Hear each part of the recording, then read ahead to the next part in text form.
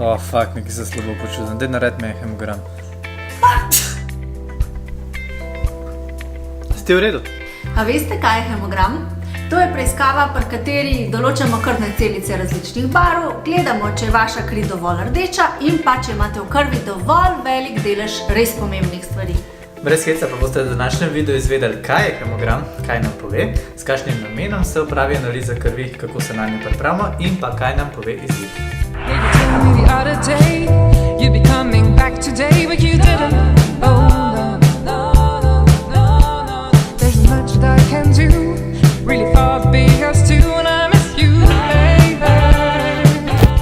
Živijo in dobrodošli nazaj na kanalu diagnostičnega laboratorija Medikar Plus.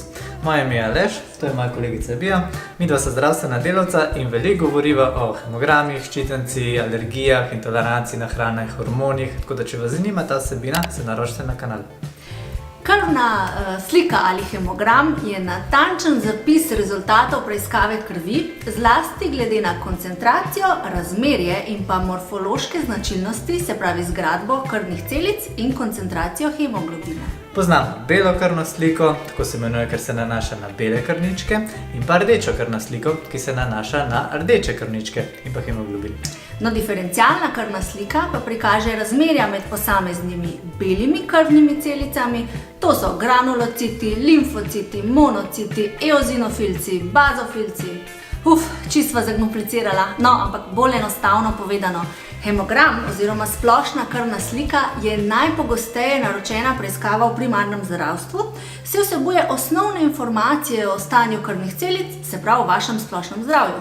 Ker vemo, kakšna ne bi bila krvna slika zdravega človeka, nam zato hemogram ob večkratnem merjenju daje v pogled tudi v nekatere spremembe v zdravju. Pri splošni krvni sliki na primer izvemo število in pa morfološke posebnosti oziroma pač oblike naslednjih celic. Eritrociti ali rdeče krvničke. No, te celice so zadolžene, da po telesu prenašajo kisik in odnašajo CO2. Po številu je teh celic v krvi največ. Mogoče za predstavo, eritrocitov je 1000-krat več kot ostalih celic. No, rdeče krvničke so polnjene s hemoglobinom, to je krvno barvilo rdeče barve in vsebuje tudi železo. No, ravno zaradi tega hemoglobina pa je vaša kri rdeče barve. Levkociti oziroma bele krvničke skrbijo za obrambo telesa pred virusi in pa bakterijami. Njihova številčna koncentracija je, kot sva rekla, nekje 1000-krat manjša od eritrocitov, so pa te celice najpogumnejši bojevniki, ki se prvi pritečejo na mesto okužbe oziroma vdora mikroorganizmov v telo. Trombociti pa sodelujejo predvsem pri strjevanju krvi in so odgovorni za to, da nam pri notranjih in zunanjih poškodbah ne zmanjka krvi. Recimo, če se urežemo v prst, bodo trombociti povzročili, da rana neha krvaveti in da se začne delati hrastica. Sam ne pa spraskati te hraste in povzročiti, da rana spet začne krvaveti, ker bodo vaši trombociti mislili, da jih imate za norca. Kri nastaja v mozgu, ki se nahaja v votlih kosteh in vsaka celica pa živi različno dolgo časa.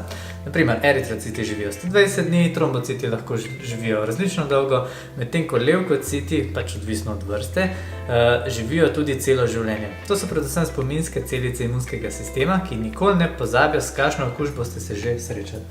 No, ker pa imajo krvne celice pri zdravem človeku neko značilno obliko, velikost in sestavo, lahko to točno primerjamo s spremembami, ki nastanejo, ko ste bolni.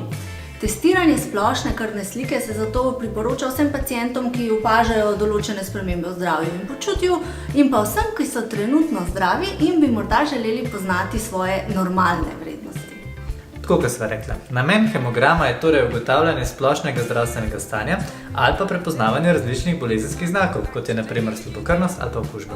In krvna slika nam tako daje vpogled v velikost in pa obliko eritrocitov, se pravi rdeče krvničke, in pa polnjenost te celice z hemoglobinom.